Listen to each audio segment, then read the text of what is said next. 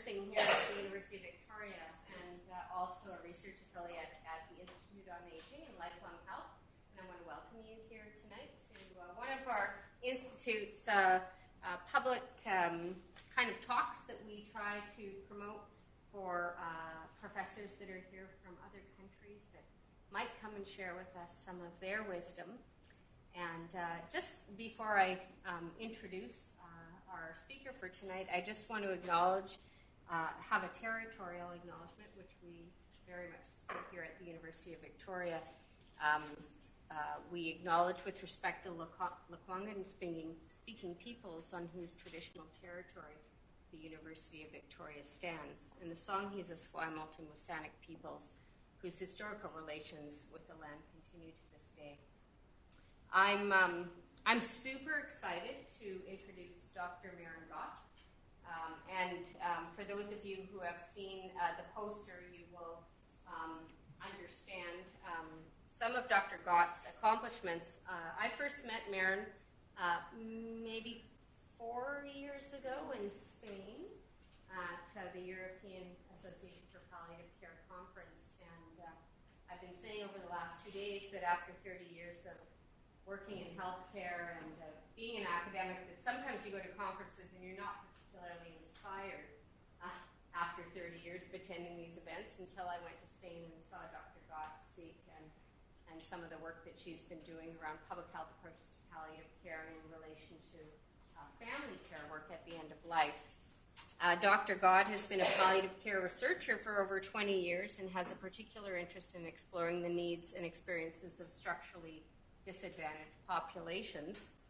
She directs the bicultural Te Palliative Care and End-of-Life Research Group based in the School of Nursing at the University of Auckland in New Zealand.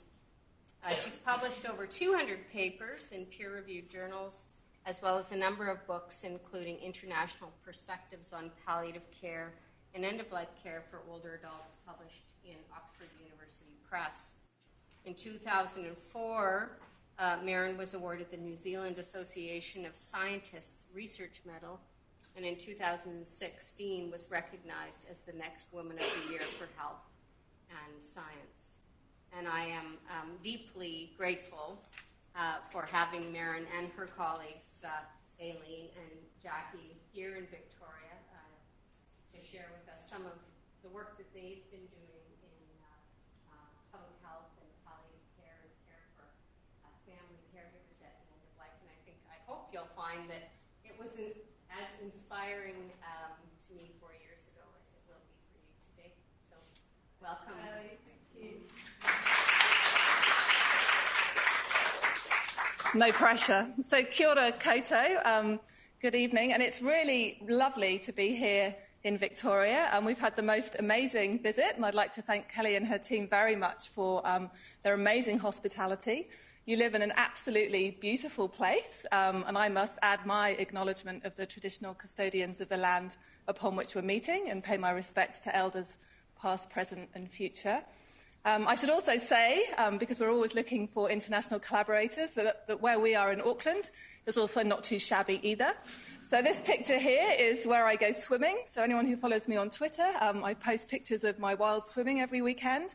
And so this is where I swim on the North Shore of Auckland. And it sounds really hardcore to say I swim all year round, but I think our summer temperature is probably warmer than your winter temperature. So it's not that impressive. But this is a place that is special to me. And I wanted to start by giving you my pepeha. So as Kelly said, we're a bicultural research group. One of the things this means is that we work with kaumātua, or Māori elders, who provide advice on all aspects of our work. They provide support with tikanga, or Māori customs. We are trying to learn te reo. And I particularly wanted to give this greeting because I think it has some synergies with what I want to say today.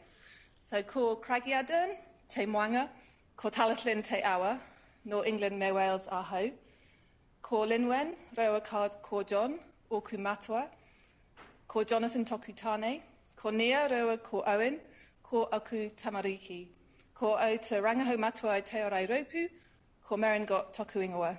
Tēnā koutou tātou katoa. And the primary purpose of the pepiha is to make connection.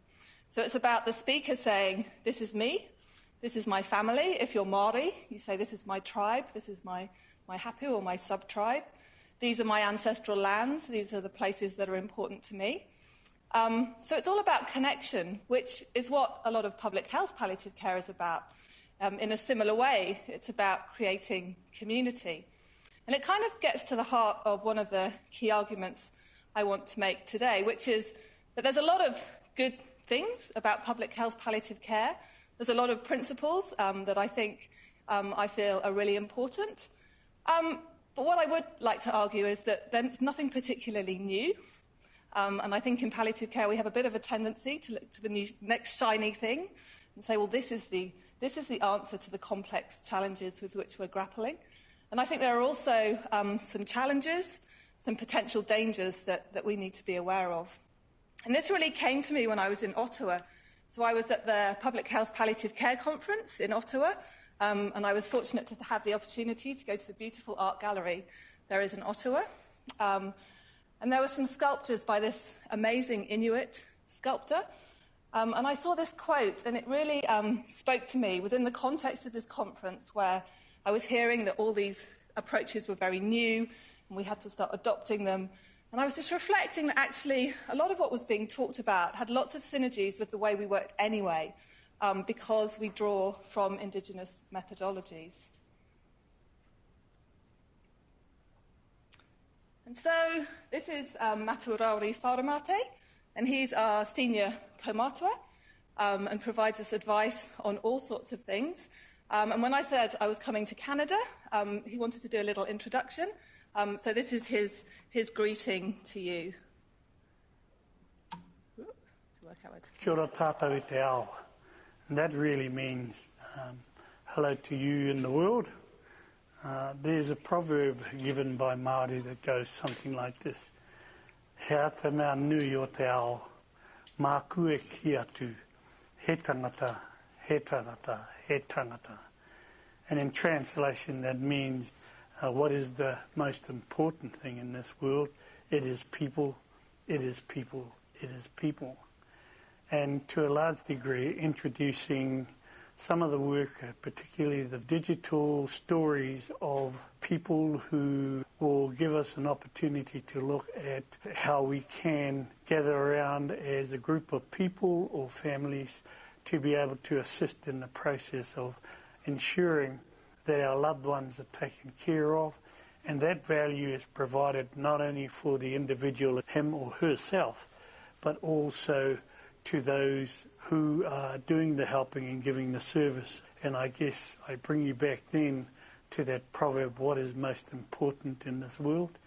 It is people, it is people, it is people. Kia ora tātou. Okay.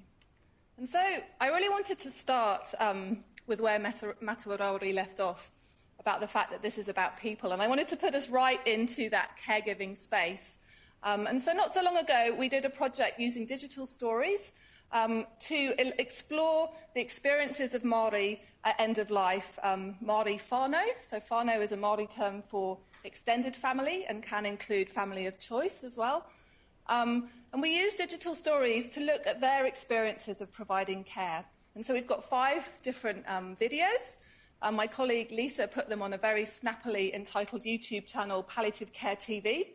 It hasn't quite taken off, but I think maybe we might need to think about a little bit of rebranding. But I selected this particular story purposefully because I think it gives you a great flavour of New Zealand. And it also tells a positive story about caregiving, because I'm going to talk about some of the challenges, but I also wanted us to remember that it's very complex, and obviously there are positives as well as challenges to be faced. She was our Christmas tree, the red, blossoming pahudakawa that lit up our house with her smile. That's my mother-in-law I'm talking about, which is why when I first met my wife, I quickly realised I wasn't just courting her, but also my future mother-in-law. So when Mum got dementia, it was a no-brainer that she moved in with us. Shower, breakfast, toast burning, clothes ironed, prepping myself for work. Rush, rush, rush. Every morning, but just before I head out, I stop to say, "Morning, Mum. See you later." And every day, despite the night she'd had, despite the pain, she always greeted me with a smile that slowed everything down for a moment, a split second, a moment in which I could breathe and let go. She lit up all our lives, my children, bouncing around her bed, standing on her slippers, always making her laugh. People think of caregiving as a burden. Really? We thought it was a privilege looking after Mum. The bottle of Lion Red we've kept since your passing takes centre stage when we come together, always reminding us, taking us to that place, welling up balls of emotion as we laugh, cry, and sing. Still our matriarch, still the bright, shining star that lights up our lives. We all know we are the lucky ones.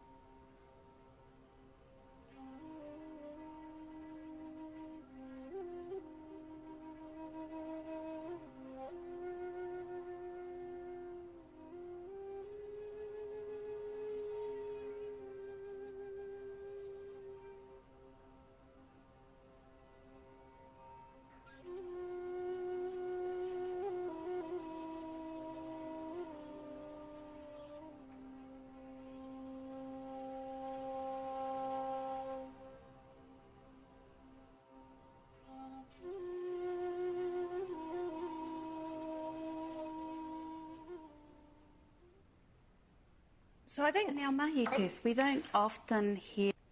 So sorry, I won't play that as well. I think we'll definitely run out of time. But what I was going to say is I think it tells you a bit about our approach to palliative care as well. So our focus has always predominantly been upon people who don't access specialist palliative care, which means that we do a lot of work with people with conditions other than cancer and latterly within dementia. And I think the other thing the story speaks to is kind of just the collective nature of end-of-life experience, which I don't think we capture particularly well within Western medicine. So we ask questions like, where do you want to die? What are your preferences for end-of-life care? Whereas actually, as we all know, we make decisions as a collective, and that might be more obvious in Māori culture, as it is more collectivist, but I think it's true for all of us as well. And certainly we did a study looking at what is important to people at the end of life. And this is really interesting, isn't it? Because we make a lot of assumptions. I've sat in a lot of meetings at a policy level making assumptions about what people prioritise at end of life. But I very rarely hear anything about being a burden to family. I hear a lot about dying at home, but very little about family. And so these are the first data looking at the end-of-life preferences of Indigenous Māori, Indigenous people generally. These are obviously for Māori. And we, interestingly, found exactly the same within our non-Māori cohort. So family is absolutely integral to palliative care. And, we feel like we know that. We acknowledge that. In policy, we always say, well, it's about family. But I don't know what your experiences are here in Canada, but certainly in New Zealand, when you talk to people, really, families tend to feel quite marginalised from the whole process. And that's even, within a traditional family structure. And there are obviously particular challenges for people who might not be identified as family by health professionals. So what I really wanted to talk about today is three things. So firstly, why family and whānau carers need better support. And I don't want to labour this too much because I feel like I'm preaching to the converted, but I want to talk a little bit about some research that we've recently finished in New Zealand talking about that. I want to say a little bit about the public health palliative care approach and about how those principles can help reframe how we understand support for family and whānau carers. And then I want to provide some examples from our own work, but also some critical reflections, some things I think we need to be a bit wary of as this kind of juggernaut of public health palliative care moves forward. But I want to acknowledge right away that there's a bit of an elephant in the room because, as you know, many of you might have noticed, I'm talking about family caregiving as if those labels are really unproblematic. But I don't see them as such, as I'm sure most of you don't. As I said, what family means can be contested. And carer in itself is really difficult terminology. And I was in a workshop with a lot of family caregivers recently just talking about terminology and what appropriate terminology we should be using. And I don't think this is quite right, and there's more work to be done, but I'm going to use it as shorthand for the time being. And so why are family and whānau so important? Well, I think fundamentally they are absolutely the foundation of the palliative care workforce. And in New Zealand, for the most recent palliative care strategy, that's been acknowledged for the first time, which is a really good shift in the right direction. But we know, and I'll talk a little bit about the fact that carers face huge challenges in terms of recognition, in terms of financial remuneration, in terms of support. But the reality is we really need them, us. I mean, I think we're all in this as well, so it's important not to other family carers. I think we all have experience of family care. But this is what's going to happen in New Zealand. I would imagine your figures for Canada look something similar. But in New Zealand, need for palliative care is going to almost double in the next 50 years. And we're not doing a great job at the moment. So about a third of people get access to specialist palliative care.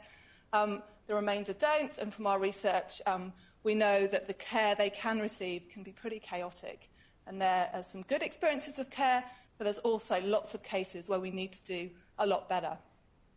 But already, within the situation where need hasn't doubled, from work done in the UK by Gun Grand and her team in Manchester, we know that family carers spend on average 69 hours a week caring in the last 3 months of someone's life.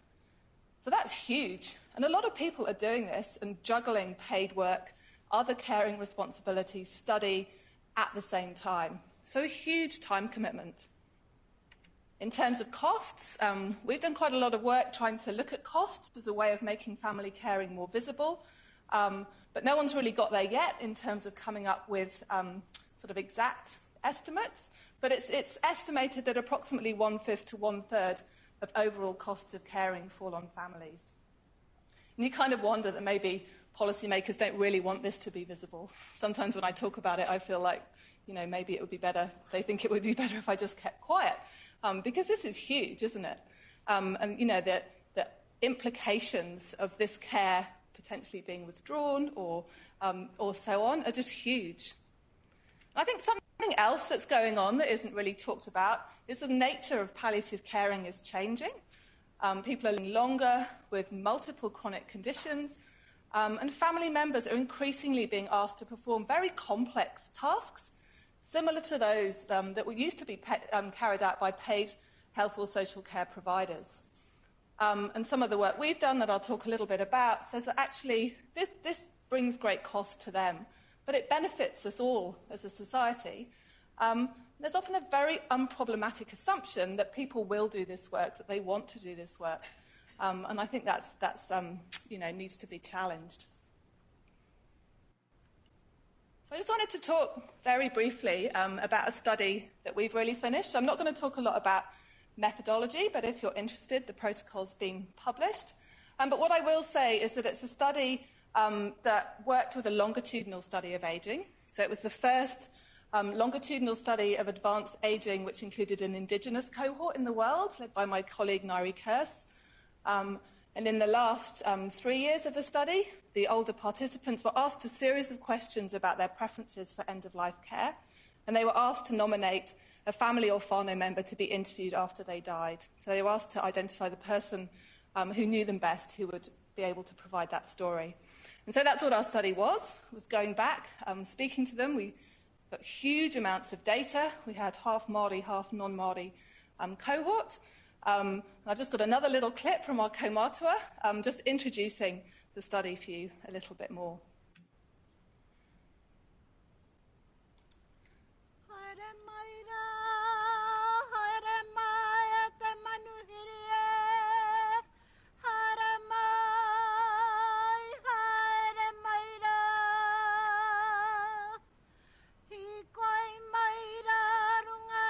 Papa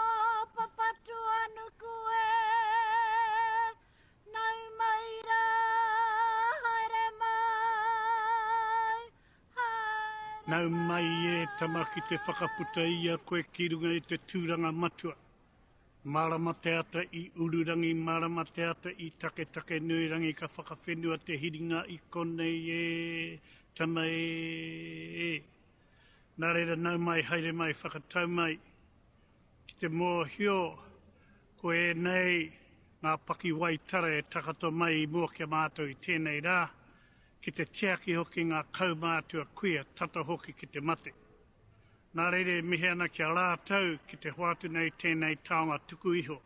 Kei arihi ngā kaupapa o a rātau e pupuri hoki tēnei rākau. Nā reira nau mai, haere mai ki te kaupapa o pakeketanga.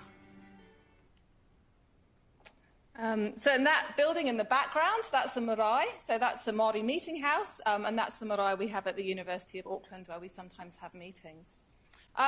So we had a huge amount of data, and I'm not going to go into all the findings, but in a nutshell, what we found was that the role, expertise, and unique information and knowledge held by these family carers was not routinely recognised or supported by health professionals.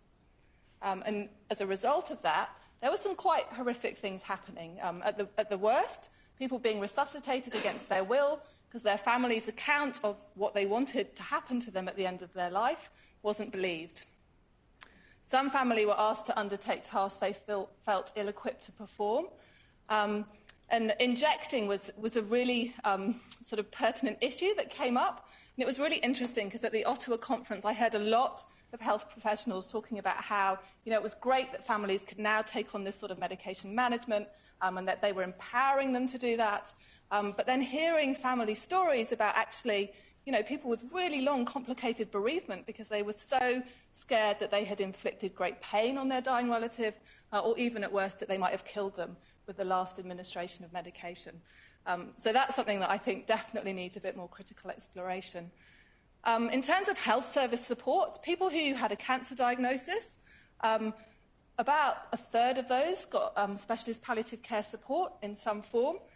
And in the main, that was well received and people valued that. But there was a group, and these were the largest group, with non-cancer conditions who actually received very little health care at the end of life. We were actually quite shocked. And a typical pattern of healthcare was that they'd go into hospital, they'd have an acute admission, but then they'd be discharged back into the community with no support, maybe not a GP that they saw regularly. In fact, that was the norm. And they'd have people like the ambulance paramedics who were actually becoming sort of a core part of their care team because they were coming out so often and helping them stay at home at times. But juxtaposed with that, what we were really blown away was by the sheer skill and expertise that family carers were possessed and just the amount of work they were doing. So we developed a typology which extended some of the existing typologies in the palliative care literature, which really looked at all the different tasks that people were undertaking. And this is published in the references on the next slide if you're interested. But I think also what we looked at, particularly with my colleague Janine Wiles, who's a gerontologist and health geographer, was extending this to say that, well, for each task that was undertaken, there was actually a whole lot of stuff that went around the task that is often not acknowledged or supported. So in particular, we developed this model of the knowing and negotiating and doing of care tasks. So for every task that needed to be done, you actually had to possess the knowledge, not only that this task needed doing, but how to do that task. You needed information about the older person, what their preferences were. And there was a lot of negotiation going on. I mean, tasks like toileting, which are talked about pretty straightforwardly, actually the amount of negotiation that was going on to make sure that that was provided in a supportive way that protected the manner or respect of the older person was huge, and also sometimes the visceral responses of the carer themselves to having to actually undertake that task. So really, the skill they were showing was really phenomenal, in spite of the lack of support they were receiving. But what we felt was this kind of extending of the way of thinking about caregiving points to different sorts of supports. Because certainly in New Zealand, a lot of the support that is available for carers is very practically task-focused. But this actually points to different sources of support needed, for example, around how you negotiate. And so one of the other things we talked about was family and whānau acting as care navigators, which kind of takes us into the public health palliative care space, because this is traditionally thought of as a paid job. And certainly if you go into the literature, there's lots written about sort of professional nurse navigator roles. But what's really fascinating is that no one's particularly looked, as far as we could find, as to what family and whānau are actually doing in this space already. And actually they're already doing this, but they're just doing it without appropriate support, and often actually being physically blocked from performing this sort of work. So rather than, introducing a new nurse navigator role, we'd be recommending that you actually look at what's going on the ground first in terms of what family, whānau, and maybe other supporters are already doing. And that, again, takes us into sort of a public health palliative care space of thinking about the assets that already exist that you can work with. So I'm going to talk about that a bit more in a moment. I just wanted to provide one more video clip. I've got lots of video clips, not just so I don't have to talk too much, but to give you a bit of a sense of New Zealand and our research. We use a lot of video. And for this study, we actually worked with colleagues in the Faculty of Arts, and we used the transcripts from the interview to make a short film. And so we employed actors, and we had a script which was based on transcripts but anonymised, so people's identities weren't revealed. And I just want to play you one of the sort of short vignettes from the film, which talks about one woman's experience of caring for her husband. Our children were all overseas. And the relatives were all busy, living their own lives. No one thought I needed help. You see, my husband was 20 years older than me. And I guess everybody thought, she'll be right.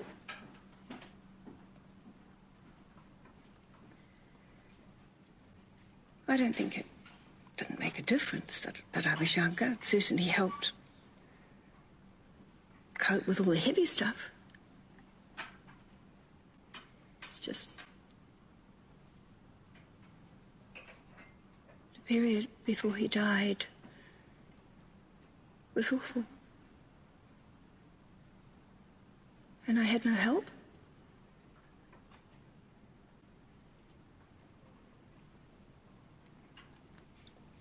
We live an hour away from town. I have to drive there to get all the groceries. Somebody has to buy the food.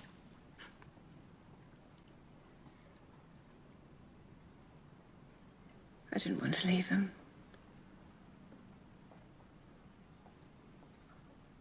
I'd wait till he was napping. Fly out, jump in the car. Drive like a maniac, rush round the supermarket, hurry back, always worried, just worried.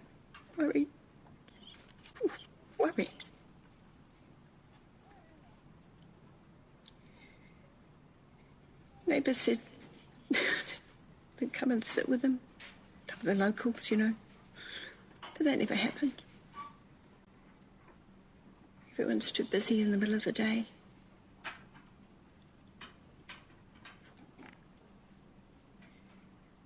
Don't get me wrong, I'd do it all again if I had to. I really, really would. It's just because I was young, or I should say younger. The DHB was saying to me, oh, you can have someone come and care for his personal needs. And I'd say to them, well, why hasn't anybody come? And they'd say to me, you're there. Of course I'm there. I'm there every day doing my best. And is that your answer? Is that the best you can do?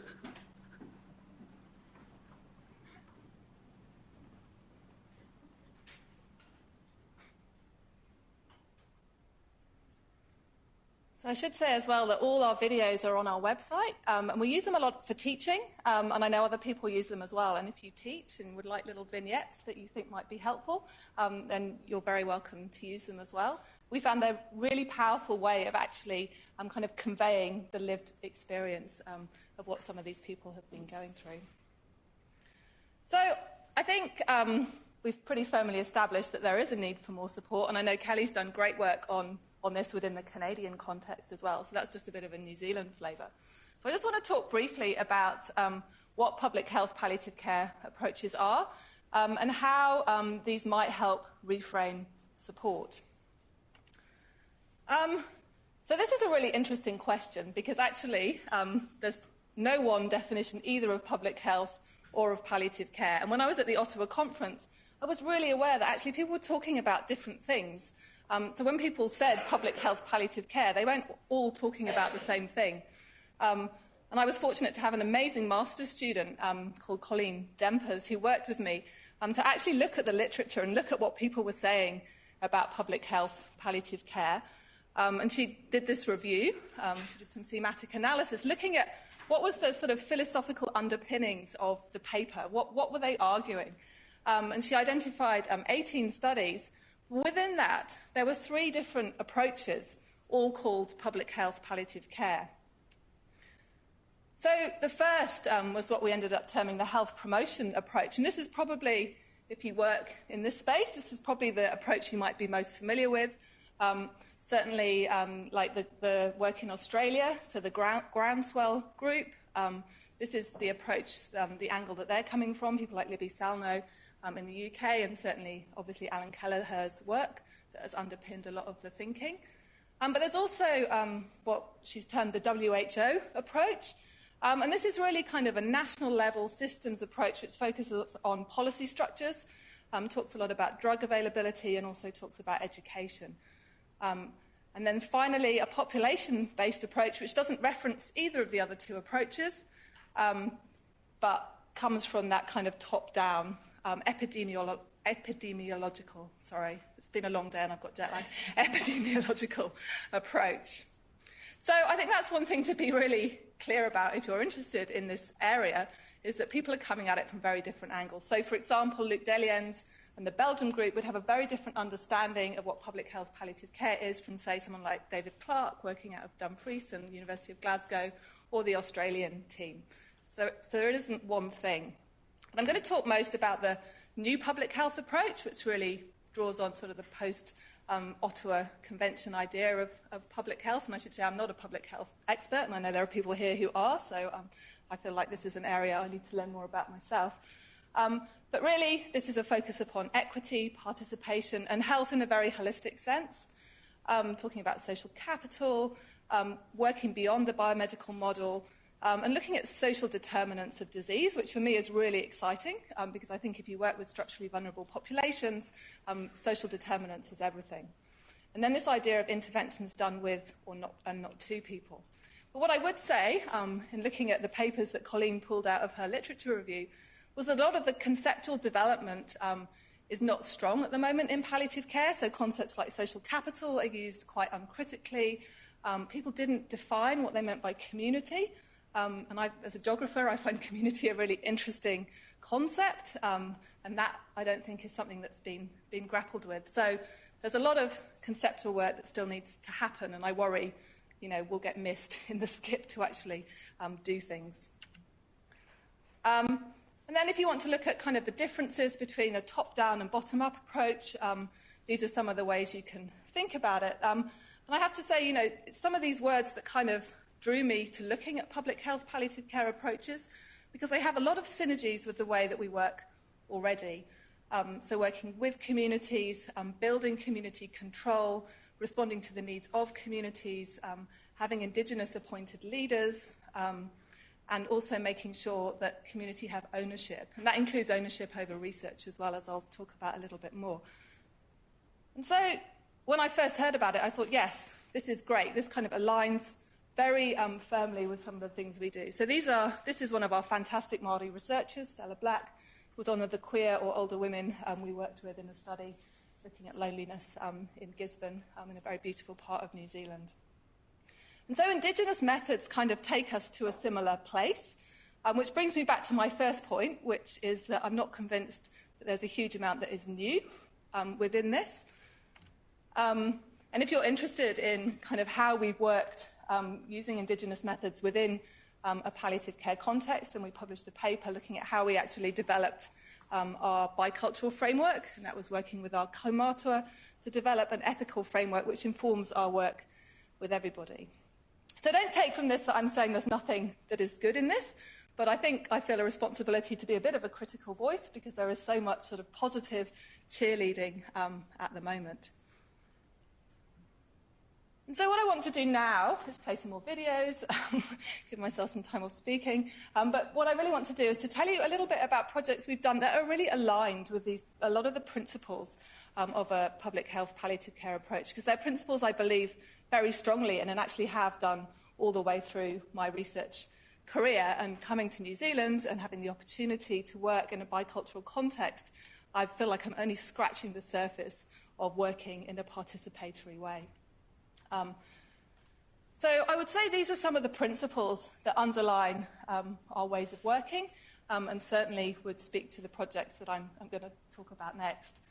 So what we try and do is to start with what our self-defined community want. We focus on social determinants of end-of-life experience. We work in the main in very participatory ways, and actually working in an Indigenous context really makes you think about things like power in a way that I'd never thought of before. Giving back to communities is always a central concern. As you know, Indigenous people can be quite mistrustful of researchers, so establishing trust is really important, and a key part of that is being able to talk about what you can give back from the research project in a meaningful, tangible way, so not over-promising. And then having equity is a central concern. So I would say those are the principles that I think align well with a lot of what's talked about within public health palliative care. And as I said, I'm just going to show you a few projects that we've done or are in the process of doing that kind of bring that to life a little bit, hopefully. So this is one that Kelly saw when she was in Spain, which is a project where we worked with Pacific communities. And so this was really interesting for me because we went to Pacific Island communities, to family caregivers, and we asked them what resources they want. And this project was led by my Pacific colleague, Dr. Offa Jews. And I kind of went in there thinking, well, they're going to want leaflets. They're going to want, information about how you do X, Y, and Z, or where these services are. Or maybe they want to know more about hospice.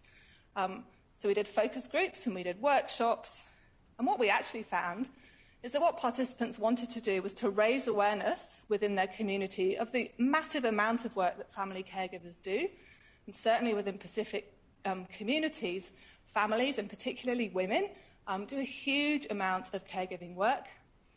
For Pacific people, music is really important, so they actually wanted to use music as a medium to express their messages.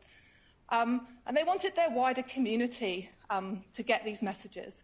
So they thought really carefully about the sort of music they wanted to put across, and they actually engaged a hip-hop group, and they did this all themselves, and we paid and kind of supported them to do it. But they engaged them to write a song, which was based on their narratives from the focus group, that actually talks about their experiences of caregiving. And then they said, well, we need to put a video behind it. So this project, I think we had $5,000 from the university. I'm thinking, how on earth do we produce a music video? This is like way beyond anything that I've ever done before. But amazingly, the university came good, and their film crew, because we called it an education resource for teaching, came and actually, they're a bit more wary now when we phone them up, came and filmed this video. So I will share this with you and see what you think. It's a very, very long way from a leaflet.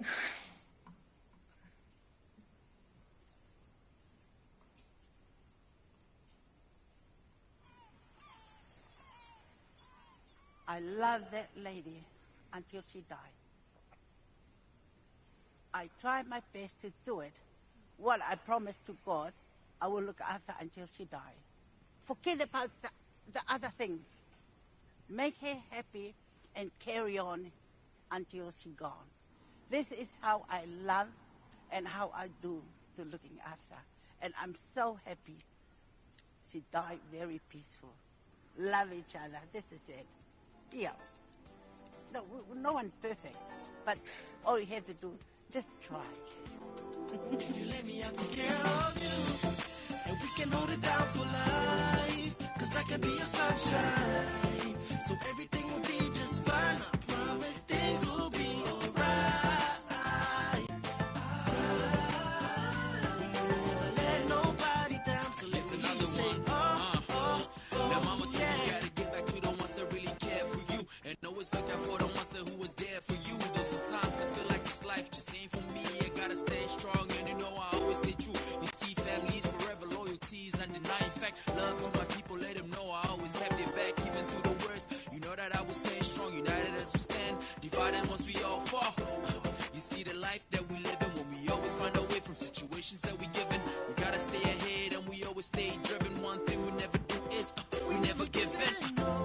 So all my people, throw your hands high. If you love someone, you stand by, and you cater for the needs, and promise to be the shoulder they lean on them through the hard times. Yeah, and we can hold it down for life, 'cause I can be your sunshine, so everything will be just fine. I promise things will be alright. So I might just stop it there because goes on a bit longer and we're relatively short of time. But I mean, that gives you the idea of what happens if instead of starting with, this is what we think you need, we start with, what do you need? And it takes you to places you never think you'll get to. I think what you said in the conference was how important it was for people to put across that caregiving is a generational issue, and they really wanted a medium that actually talked to their children, to their teenagers. Absolutely, yeah. And so that's why that genre of music was chosen, because, you know, it got played on the radio. So it's really fascinating. So I've got a couple more examples. I'm hoping to leave quite a lot of time at the end for questions. But if you do have a question, you can always shout out. So as part of the same project, we worked with other groups as well. And we worked with a New Zealand European group of carers. And we asked them what they wanted, what resource they wanted. And what they said they really wanted was something written by someone who'd been there before, who'd actually been a caregiver, and could share their experiences of caregiving. And we were amazed that certainly in New Zealand, and I've been around the UK talking about this, I've talked about it in Australia, there just doesn't seem to be anything out there that's actually written from the carer's perspective that's actually kind of a practical guide to caregiving. And there might be something Canadian you can tell me about. So Ros was part of that project, and she decided that she would like to take on this task and write the book. So we supported her to do that. And I just got a short video of her talking about the process of writing the book and then what's in the book. And she's got a website, and if you're interested, we can get you a copy of the book to look at. But this is Ros. I was looking after my husband, Mike, over more than 3 years. I did notice the lack of advice from other people who'd looked after someone at home who was given a diagnosis of an end of life. And I didn't do anything about it then. I was much too busy in my role. But afterwards I thought about it and Googled and couldn't find others who'd actually been a palliative carer at home who were writing about it. So a key part of the book being written is the writing being recognised as useful, and that's what Merryn did. But she said, this is really good, how can we help?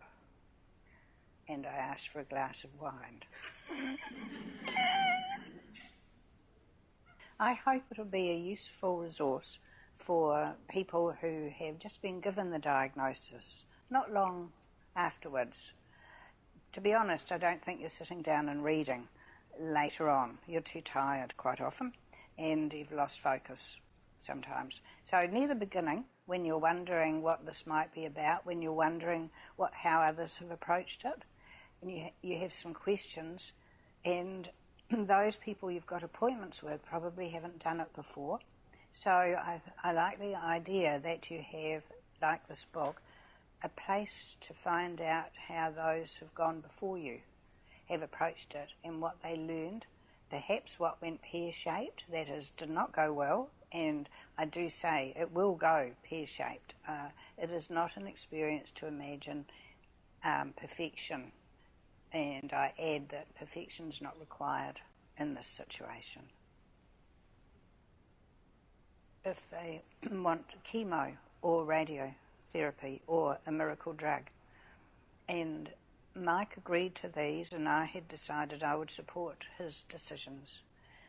The outcome for us was that from deteriorating quite fast, and I thought we would lose Mike quite soon, doing these things meant that he gradually came out of that and could garden again and drive down to the village and host his friends.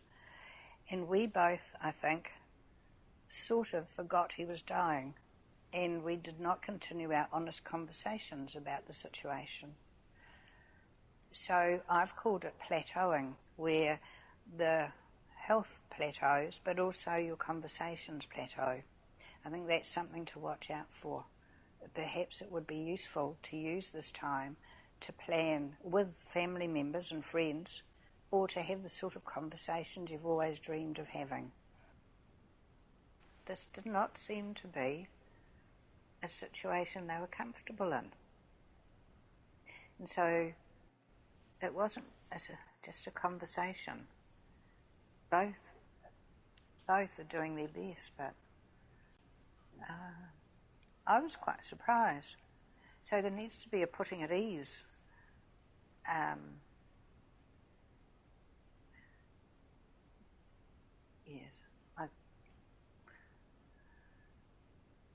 Putting at ease when people are not at ease. It's not a relaxing, you're not having a relaxing life. There's one person going to leave life forever. So you're just doing the best you can. And I know the professional who's coming in is doing their best too. Could it all be eased in some way? Personally, I think that's over a cup of coffee or tea, which means taking some more time for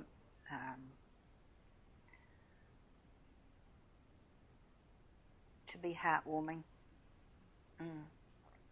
rather than what are the drugs taking, are you sleeping well,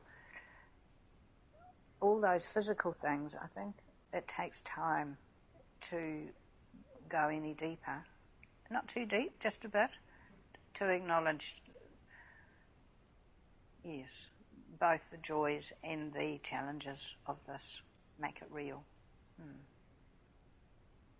What was really interesting is I showed that at St Christopher's Hospice, and it turned into a debate about which health professional had the time to have a cup of tea. But the specialist palliative care people go, well, we don't have the time to do that. The GP going, well, I don't have any time to do that. So it's very fascinating. And I'll come back to Ros's story just briefly at the end. So I just wanted to talk very briefly about this project, which is led by my Māori colleague, Tess Moika-Maxwell. And this kind of gives an idea of the range of projects we do from a Māori perspective. So this is a project that actually came from our kaumātua. So they were worried that Māori are losing their traditional end-of-life care customs because they're disenfranchised from their culture. So they wanted a project which was actually around capturing those customs and making them accessible to whānau who were caring. So we were fortunate to get money from the Health Research Council to do this project, and it's kind of happening at the moment, so I can't tell you too much. But I'll tell you a little bit about the methods, because I think it's probably one of the few Indigenous-led research projects in palliative care, certainly that I've come across. So really, as I said, it's about investigating what's going on, how Māori are providing end-of-life care, what customs they draw upon, looking at facilitators and barriers to actually using those customs in traditional healthcare settings. And that's been really interesting so far. And then finally, to develop some sort of educational online resource, and there's still huge debate. We have these whole-day meetings, half of which are in Māori, me desperately trying to keep up and understand what's going on. But the aim is to produce some sort of educational resource that first and foremost is for Māori whānau, but is also for health professionals as well, to strengthen the cultural competence of the palliative care sector. And so this is the rationale, really. And as I said, the kaumātua came to us and said this is the project they wanted to do. They're worried, and I'm sure I know you have similar problems facing your Indigenous population in Canada, worried about retaining their reo, their language, their tikanga and their kawa. And they have limited access to resource, to ancestral infrastructure, and that people don't have the cultural care information that could support them in their caregiving. And so the methods that Tess is using, and she's doing a lot of the field work, qualitative and kaupapa Māori study design. Quite a few of the interviews are in te reo, so our kaumātua go and help lead those out. We're working with communities, so communities are actually doing the recruiting within their sort of tribal or iwi area, using kanohi tika kanohi methods, so face-to-face interviews. And also talking to Māori who provide some of the traditional care customs, so rongoa, which is traditional medicine, tōhanga, which is spiritual practices, and talking to Māori health providers as well. And we do like a digital story. Our kaumātua love digital stories. It's really interesting, I think, because Māori is traditionally a narrative language, that they find this a much more accessible way to disseminate information than the sort of academic way in which we do interviews and then report those. And then obviously we'll have hui. So this is just an example of some of the rongoa Māori, or natural medicines that Māori use. And already we're finding that people have barriers to using these in health settings, and actually, are lying or trying to get the information that they're using these past health providers, because there's, as you know, quite a lot of stigma potentially around complementary medicines, and these get put in the same box. But I think it's really interesting from a colonial perspective that, these are the traditional end-of-life care customs in New Zealand at end of life, and really palliative care has come in on top of that. And the challenge now is to try and revitalise some of those practices. So that's Tessa's project. I think there is another public health palliative care conference in Sydney next year, and she'll be speaking there about this. I think it's a really, really interesting project. Right, so this is the final project. I'm aware that it's almost 7:30 in the evening, and I'm just so impressed that you're all here and listening, and it's great. So hopefully, this is a project that makes me really happy. I should say that first and foremost. So this is a project led by my colleague Lisa Williams, and Aileen here has been really involved with. And this was starting to extend our work into people living with dementia. So it came from a conversation I had with Professor John Keedy, who's a professor of dementia studies in the School of Nursing at Manchester. There's amazing participatory research led out by people with dementia. Met him, was really inspired, and thought, well, how can we make a start? So, as is always the way, in New Zealand, I think we call it the number 8 wire mentality, where we just get a little bit of money and try and do as much as we can. And this project was contacting people who were living with dementia and essentially asking the question, what makes you happy? And then from that, making videos, and this is a project that's still in process, but I've got one video that I can show you. And I should say that everyone who's featured on the videos has given their consent and is really pleased to share these. So this is Maureen's story.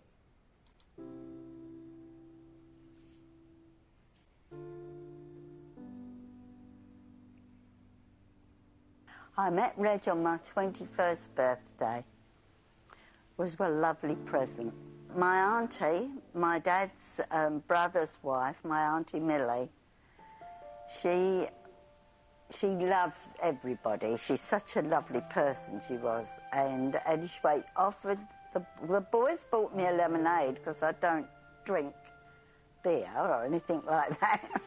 So the boys bought me a lemonade. And my auntie Millie asked them back to the party. And that's when I met Reg.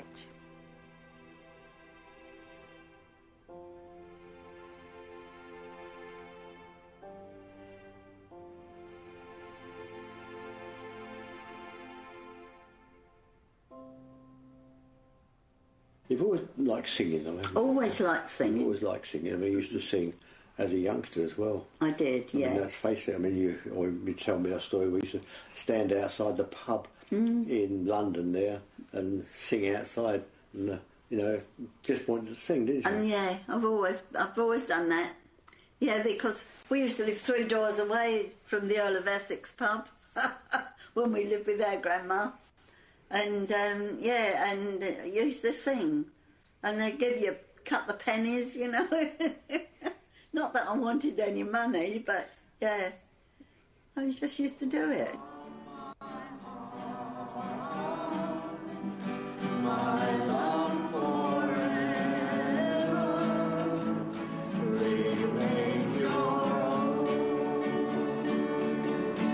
maiden of God. But singing to Maureen, even in a situation now, it really helps her.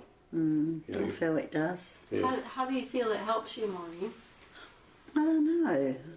I can't explain really how it makes me feel, but I do feel better when I sing.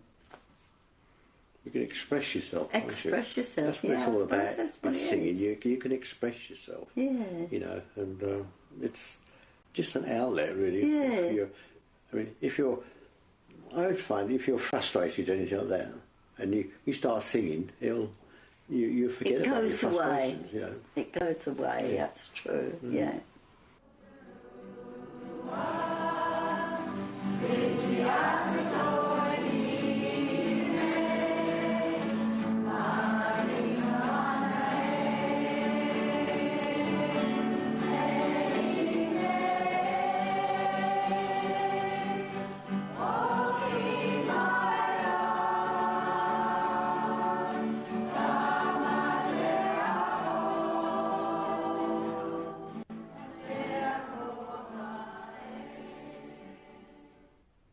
Okay, and so some of you might be thinking that we've got a long way away from public health, palliative care and caregiving, but I wanted to end with that example because for me a key part of something we can learn from public health is around challenging stigma.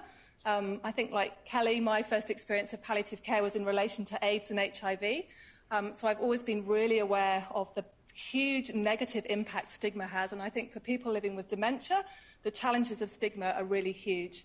And certainly when you play that video to people, I played it to my mum and dad, and my mum was like, she doesn't have dementia, or which one has dementia?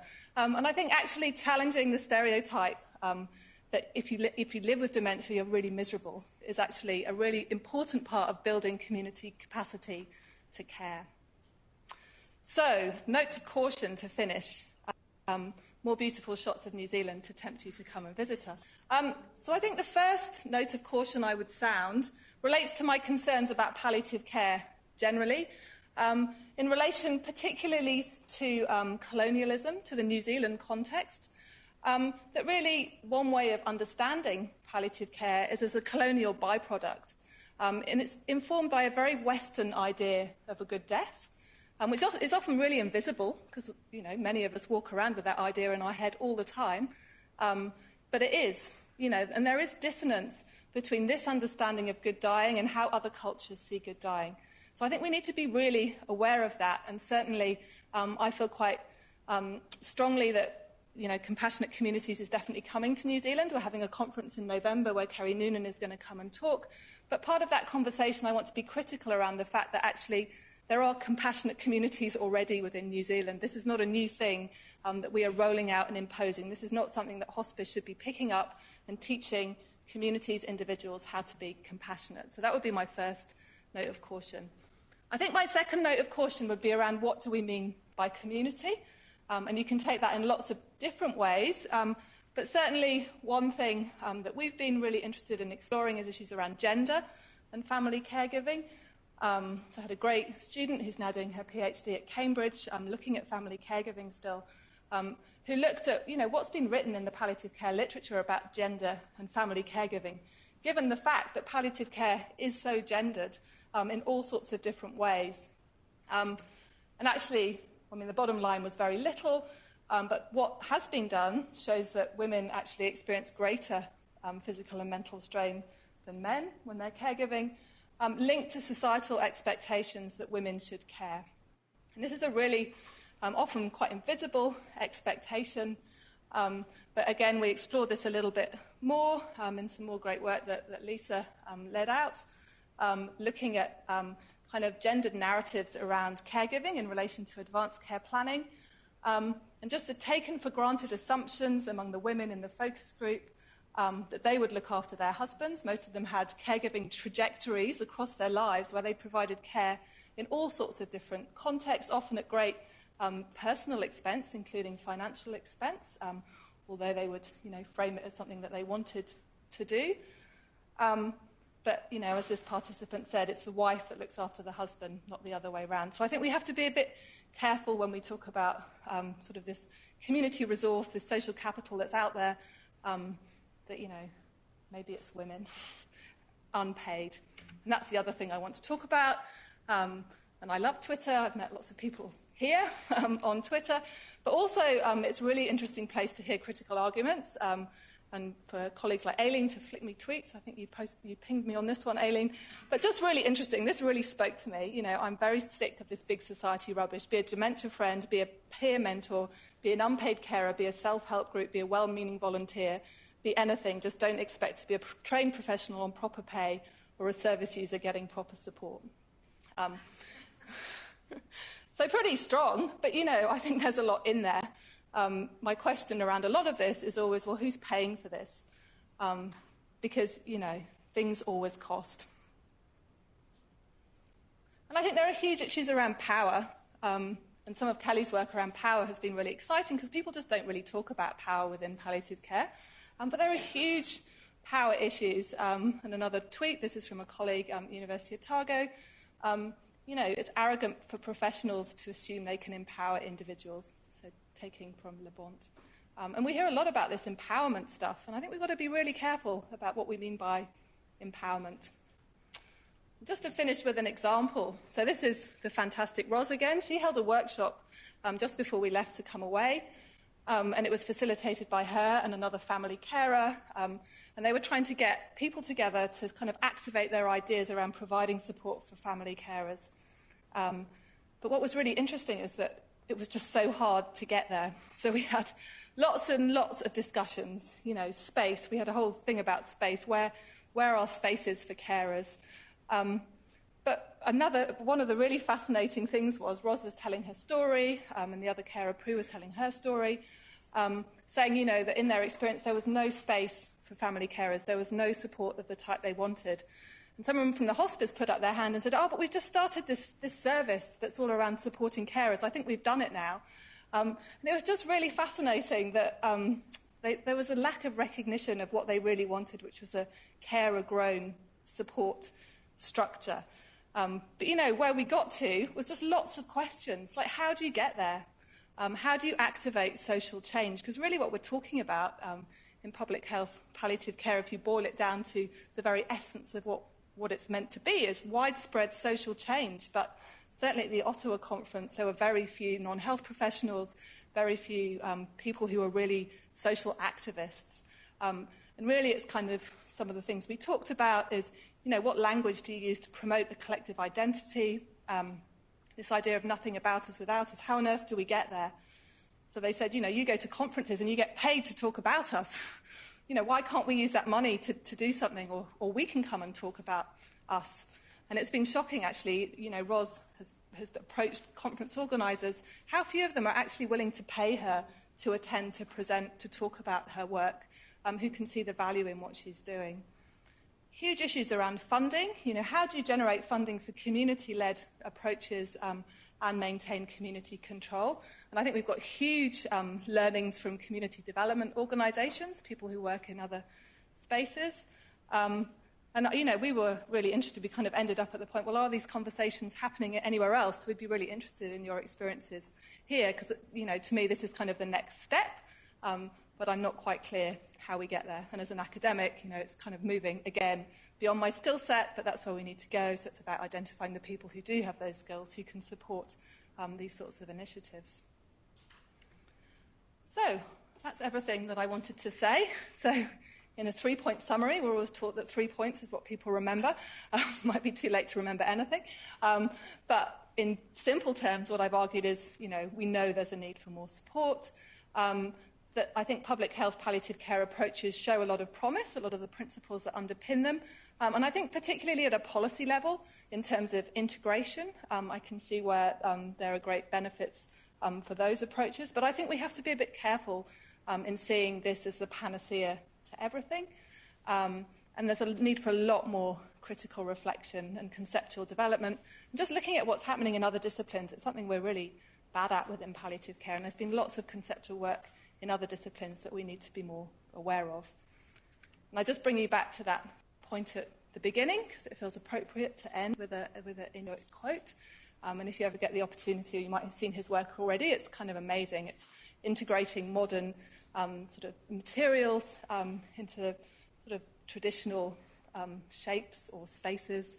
And I could also, from our New Zealand point of view, leave us with a whakatauaki. So a whakatauaki is a motto or a proverb that came from, well, we had a big debate at our last meeting where it came from, because apparently one doesn't write whakatauaki. They're sort of handed down from your ancestors. So I'm not allowed to attribute this to anybody, so I won't. But really, I think it speaks to what we're all trying to achieve in terms of promoting social cohesion for people at the end of life and caregivers. And if you're interested in our work, we do have a blog that we don't blog frequently enough on, but we will try and do better.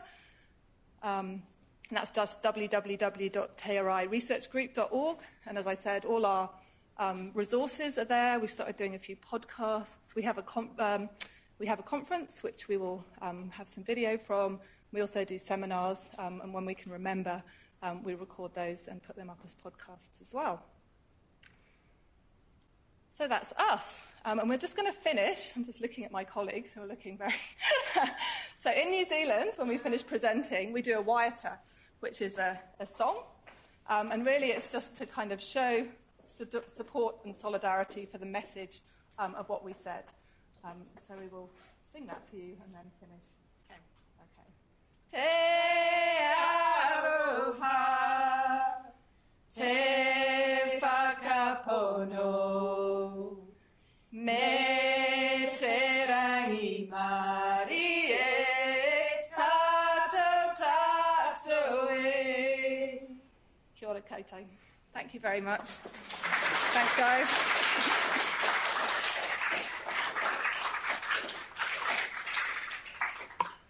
Great, so I think there's time for questions. If anyone's got questions, we might all just want to go home to bed.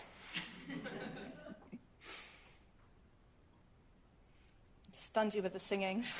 It's probably not a big thing in Canada.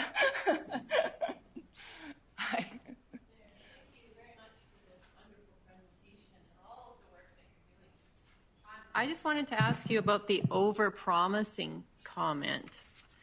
When you talked about going into different communities to do the research, being cautious and careful about over-promising. I wondered if you could comment on that a little more. Yeah, well, I think as academics, we are trained to over-promise what we can deliver. When I review grants, I'm always kind of going through it, going, ! really. So it's really, especially learning from my Māori colleagues around sort of how you can give back. So part of that is around dissemination and making sure that findings are disseminated back to the community in an appropriate way and in a timely way. And that's one reason we use quite a lot of film, because it's seen as more sort of engaging and accessible. I should go one step back and say part of that is also during the research process itself. So we would routinely give koha, which is a form of monetary, it's usually monetary payment. It's actually sort of an acknowledgement of input. And that, it's different from sort of payment for an interview, because it's kind of, you put it there at the beginning, and then the person can choose to accept it, but then they can say at that point, no, actually, I don't want to participate in this. So it's really about trying to level power as well, the koha. And then, I mean, giving back is so difficult, because so much research actually, you know, if there are implications and impact, they're so far down the line.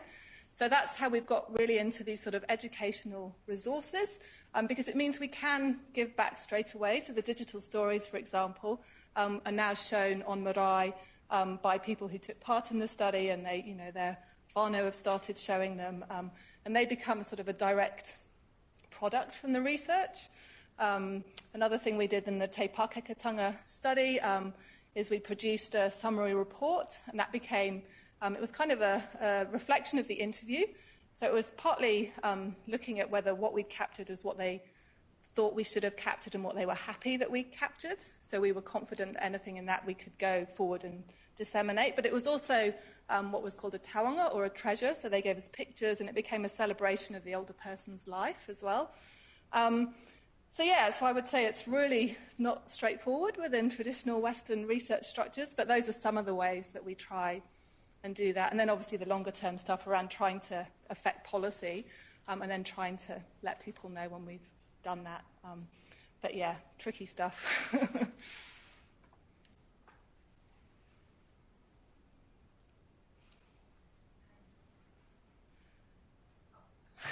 Hello.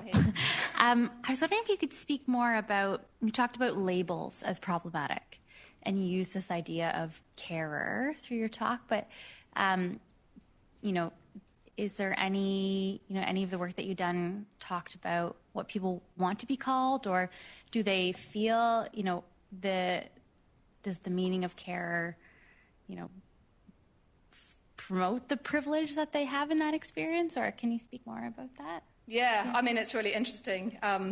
Probably not in any sort of really easy way, because you're right, it does in a way give you candidacy, so it might give you access to services, having that label.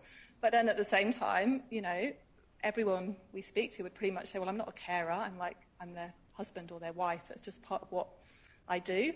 I've seen that people with dementia are starting to use the word care partner a bit more, so that's something to explore. But even, Ros, it was really interesting talking to her about what language she wanted to use when I was talking about her. And she came down to, at the end, she called herself a palliative home carer. So it's really interesting, and I'd love to hear other people's experiences. But I guess what we try and do is start within studies with the language people are using. And, I was caught out years ago trying to do a study of, we did a study of people living with heart failure, and then we tried to recruit their carers. And, it was a massive fail until we actually realised that, we actually wanted to talk to the person who they felt provided them with the most support. I'd be really interested in what other people's experiences of that are, but I think the language is still really problematic. Because you would think on one hand, being part of that group would speak to the piece of being recognized for the work that they do, but also they do more than just that. Yeah, absolutely. Yeah, I found that really fascinating. Yeah. Thank you. Hello. Is this thing on? I was thinking about when you're talking about the movement and how palliative care is kind of like moving it more into a public health palliative approach. And it makes me think a little bit about the trajectory of like harm reduction and specifically about like public health approaches in HIV and AIDS and stuff, and how there's been a lot of critique for public health approaches. And I'm thinking a bit about like sort of the like trajectory around like people who use drugs, for example, getting recognized for the work that they're doing, forming drug user organizations, getting paid for that work, getting paid a lot less than anyone else to do that same work. And then now this kind of pushback around, like my question was for you, thinking about carers and thinking about the quote that I heard about, we don't do this because it's a burden, we're doing it because it's a privilege. And so thinking about the ways that palliative care can learn from where public health has taken over some of the other movements. Yeah, I'm absolutely. thinking a little bit about like how could we learn from those experiences of recognizing and monetizing, but also not losing that that fundamental piece that palliative care has around care for your loved ones, and you're doing it because you want to do it, and it's meaningful and it's transformative for you. Yeah, thank you. I think that's really interesting. And that's why we need people who aren't palliative care trained and grown up to come into palliative care with new ideas about how we can do things, because I think you're right. I think there's a lot to learn from other movements. It was interesting talking at the caregivers workshop around what some of the specific challenges might be around caregiver identity in terms of, when you're in the middle of it, you're just too overwhelmed to doing anything about it. And then a lot of people afterwards actually don't want anything to do with that identity anymore. So, yeah, trying to think around what language or what identity people would coalesce around. And we know already that, sort of the sort of coalescence around old age as an identity hasn't really happened yet in the way that people thought it was, because people are really resistant, because, older is always 10 years older than where you are at the moment, even if you're 90. But I think you're right. I'd be really interested to learn how sort of other movements have actually managed to grow beyond their core disciplinary base, because I think that's what we really need to be doing, is to, getting other people, other allies, powerful allies. Thank you.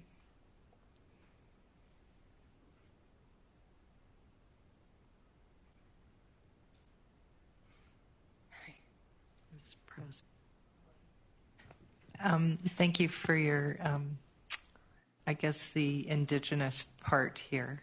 I was just talking to a colleague earlier tonight, and we were talking about how we grew up north in BC, where you didn't have supports of any kind that were professionally trained. And so it was just community.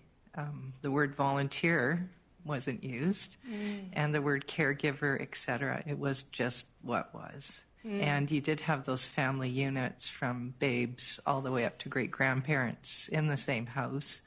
And the grandparents were doing stuff all the time. They never sat around and retired, right? They were cooking, cleaning, building things.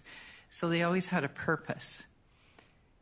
So we're discussing the word care now, and it's made us focus on it, just like the labels we use of dementia, etc. In those days, there was dementia, but we didn't pinpoint it as much. We just worked with the person and kept adapting. That's just the way they were. And I sometimes wonder, by the labels, if we make more of it than it needs to be, and we start focusing so much on that, it takes away from our goodwill of just blending it into your life. On the other side, we never felt entitled that we were missing a lot, like our vacations and that. It was just what we saw growing up, was that you looked after people and you weren't bemoaning, I'm missing something fun. Because it was part of community, and it was actually kind of interesting because everybody around you was having to do that also. But now that we have isolation, and a lot of people towards the end of their lives have no partners, or maybe never had families or kids or anything, we're seeing a very different culture where we're having to cultivate and use labels. You need a carer, you need support, etc. So are you finding with your research between the Indigenous and the colonial part, are you starting to blend more with the Indigenous way of being and sort of going backwards a bit and discovering the peaceful parts of death? Because when you said about a good death, I remember a physician saying, when my father-in-law was dying, well, it was a good death. It took him 2 weeks so you could say goodbye. That was a good death, not just sudden and you couldn't. And to me, a good death was having peace for that person at the end. It wasn't about us, really. And so I'm finding just the conversation today, you're changing it to about the person. What is it like for the person dying? And are we providing a peaceful environment, calm, with the support that we give, which means supporting the caregiver? So anyways, thank you for all your ideas. And I can see much of the stuff happening in BC and Victoria specifically starting to go similar ways. So that's kind of neat. So thank you. Great, thank you very much. I think that's a huge question that I need to go away and reflect on. But I mean, I would say that we face very similar challenges, I think, that are faced in Canada. And that's a really interesting thing about going around and talking and seeing how many synergies there are. And I think just so much we can learn from each other as we move forward. And certainly in New Zealand, we tend to be a bit, well, not even do we just focus on New Zealand often, but each district health board will have their own way of doing something. So, there's such a need for integration nationally, but also just really learning. So that's why it's been great to be here and, hear all the fantastic work that Kelly's doing and think about the ways we can take some of those ideas back to New Zealand as well. But I'll certainly think a bit more about some of your points. It's really interesting. Thank you.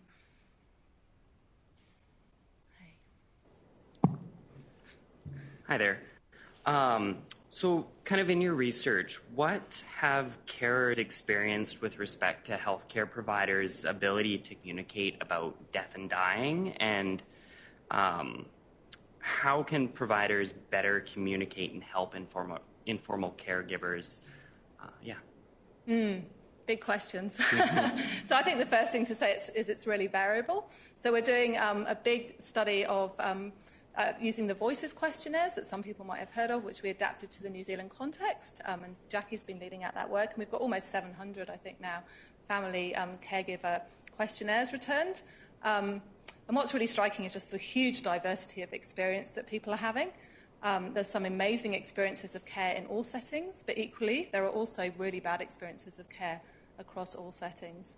I think, my immediate sort of response to your question would be that I'd like to take the narrative beyond sort of communication skills training as the answer to some of these problems and actually look at some of the systemic reasons why there aren't the spaces maybe for these sorts of conversations to be happening. I don't know if either of my colleagues have got anything to add from their experiences. You got anything from Voices, Jackie? I think having entered those 600 surveys, she wanted to do it. Like some slave driver. I was naive a year ago.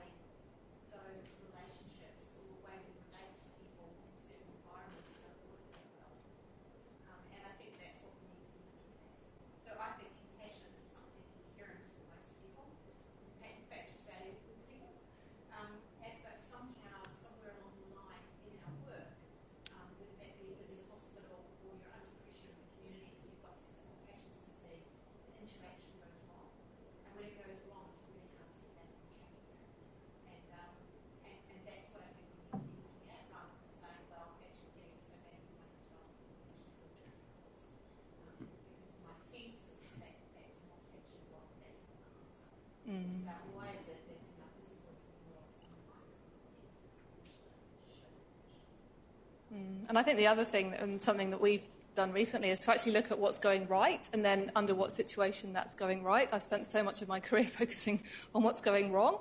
And certainly it's been interesting working with Aileen, who brings a very appreciative inquiry approach to her work. We've just, I'm going to present at the Canadian Association of Gerontology and have on my list to finish writing a paper looking at when families report good experiences of end-of-life care in the acute hospital. Because there were lots of really good experiences, and it wasn't really to do with anything that cost a huge amount of money. It wasn't a tool. It was around the spaces that were created for people within that context. So to make those visible, I think, is really important. So kind of things, you're talking about systemic things like not having enough time in a care interaction, or about over-medicalization of things, and kind of death-denying medical culture, perhaps, like those sorts of systemic issues as well? Yeah, absolutely. Just the whole sort of medical culture. And also, context within our health services where people often feel overpressured and devalued. And when you feel devalued, it's really hard to create the space to value somebody else. Yeah.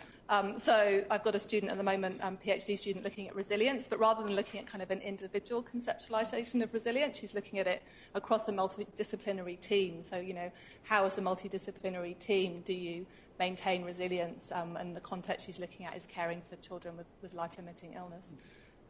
So, yeah, I think it's trying to take that focus off the individual to the wider system, which I think is what public health approaches really can help us with a lot. I think the other thing is the whole issue of time. I think as clinicians, we can use time as an excuse. And actually, you don't need time to be compassionate. And some of the stories that came out, particularly with mental parent voices, was actually tea day. They would come in and give a cup of tea every day, and develop a relationship with the family. And they would sit down and have a sit-and-eat conversation that required them to communication skills for an hour. It was just going in and making that relationship.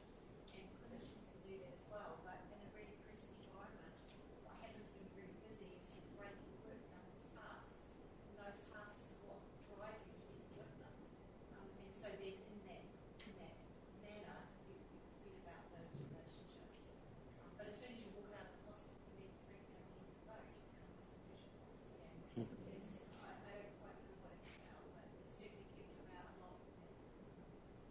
And it's not long-term relationships. You know, there's this whole thing about, oh, you know, if we have continuity in the same person says that, and it's 6 weeks and they have this great relationship. It's not about that either. So I think it's like partly about the labels. We label people. So then we think about people as certain entities of illness mostly. And we seem to forget these are people that we're caring for. And that, you know, most of the time when you talk with carers or with people who have life-limiting illness or anybody who has an interaction with the healthcare system, the basic thing that they say is, I just want to be known as a person. And it's actually not that complicated to actually, you know, because you walk out the door and go meet your friend for coffee and you treat them like a person. And why is it that we have adopted these labels for people that then create a kind of power relationship that creates a distance between people that actually is not helpful? It's not helpful. No, absolutely. It's not. No. And so then simple things like the Hello, My Name campaign is. I don't know if you've heard about that over here. I mean, it's really straightforward. It's just like, hello, my name is. And we had Chris come and visit us, and we've done a little video with him talking about his experiences. And now we're going to show that across the hospital, starring Aileen as a patient, in inverted commas. But, you know, it's a really, really simple sort of intervention. But actually, it just brings the humanity back into it all. I think the other thing is that, so for many years I was involved in this program of research around cancer care communications. And when we started that research program, like in, I don't know, it was the early 2000s, our goal was to develop standards for cancer care communications. And, you know, there's a whole bunch of really researchers around that table. And then you kind of go, at the end of 15 years, our conclusion was, we can't standardize communication. Actually, you know, everybody's different. And, you know, yeah, okay, there's standards of respect and all of that. But by and large, we want to standardize everything because we want to make things quick and non-complex and standard. Yeah, I've been teaching postgrads communication skills all around the country in Australia. And every single time they come, they say, what was it that I didn't say? And I spent, you know, half the time trying to get people to understand it's not about to say, it's about who you are. But they, you know, people want to know what it is. To say. What's the card that I can keep in my pocket so when I go and talk to you in person, there's a question over. Oh, sorry, and there's one here as well.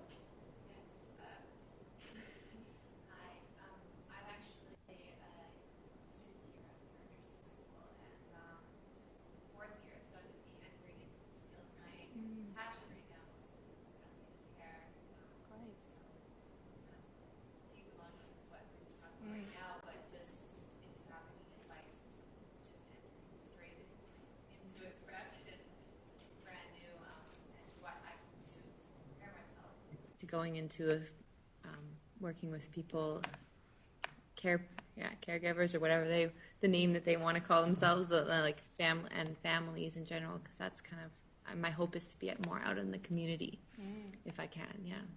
Wow. I was going to say Kelly must have a course. Don't hang out with Kelly. I don't know. I mean, the one thing that I'm not a nurse, but I think just being yourself. So often I get told all sorts of things because I don't have a health professional label. And, that's just how it's kind of evolved, that, if I'm myself, then people just respond to that kind of, and some reciprocal sharing sometimes. But anyway, I'm sure there's lots of supports here. It's a fantastic team. I am a nurse, and that's exactly the same advice. Okay. When you walk into the room. Yeah.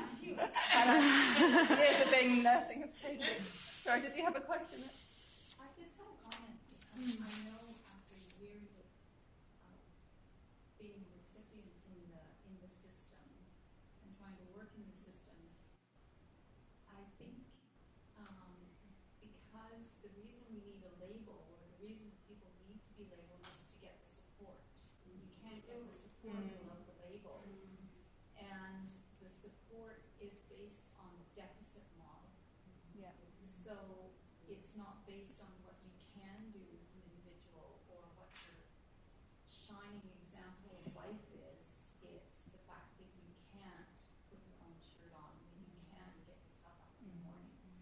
And so the individual becomes lost in the label because that's how the system is set up. So I think in order to make change, we have to change the system and start at a very grassroots level. And for people to say, I am a person. I'm just not this piece that needs this. I'm a whole living person. Thank you. That sounds like it might be a good note to finish on, as I think we've gone beyond 8. Or it's 8:05. I'm obviously happy to answer any other questions, or you can just get in touch, but I kind of feel like you might want to go to bed now. Thank you very much. I'm Elena. Hi, I'm Elena. So, being part of the group that brought them here and Merryn here. So I'm from Victoria Hospice, and on behalf of Victoria Hospice and the Institute for on Aging, we would like to thank you all for being here and for sharing this time with us. And thank you, Merryn, for this wonderful time. It was really amazing, and I think everybody is agreeing with Kelly when she said that she was amazed when watching you and talk with you in Spain. Really, it is really great to see all this work, and thank you for sharing your wisdom with us. And we have a token of appreciation.